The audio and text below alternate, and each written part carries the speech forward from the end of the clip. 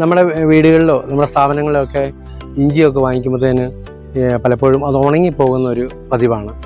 പലപ്പോഴും ഉണങ്ങിപ്പോകുന്നതൊക്കെ പലരും അടുത്ത് കളയുന്നതാണ് പതിവ് ഞാൻ കണ്ടിരിക്കുന്നത്. നമ്മുടെ ഇവിടെ നേരത്തെ നിന്ന പാചകക്കാരൊക്കെ ഇത് ഉണങ്ങിയപ്പോഴത്തേന് അത് നമ്മുടെ ഇൻസിനറേറ്റർ ഇത് കത്തിക്കാൻ വേണ്ടി എടുത്തിടുകയും അത് ഞാൻ വേസ്റ്റ് കത്തിക്കാൻ ചെന്നപ്പോഴത്തേന് ഈ ഇഞ്ചി കിടക്കുന്നുണ്ട്.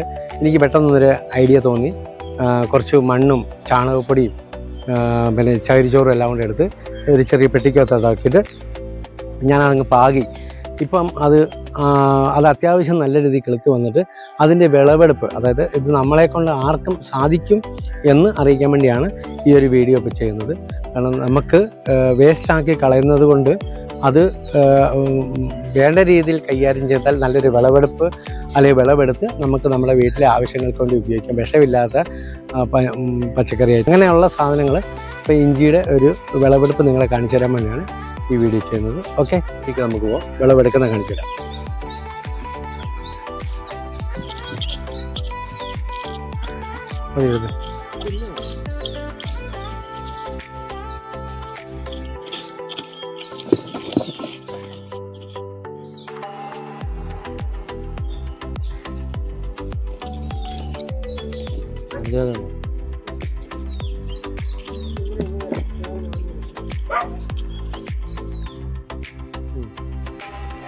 ഉണങ്ങിയതാ കരിഞ്ഞതാണെന്നും പറഞ്ഞ് നമ്മൾ ഉപേക്ഷിക്കപ്പെടുമ്പോൾ അത് വേണ്ട രീതിയിൽ അത് കൃത്യമായി പാകി കിളിപ്പിക്കുകയോ നട്ടുപിടിപ്പിക്കുകയൊക്കെ ചെയ്ത് കഴിഞ്ഞാൽ നമുക്ക് കിട്ടുന്നതിൻ്റെ ഫലമാണ് ഇപ്പോൾ ഈ ഇഞ്ചിയിൽ നിന്ന് നിങ്ങൾക്ക് കാണാൻ കഴിയുന്നത്.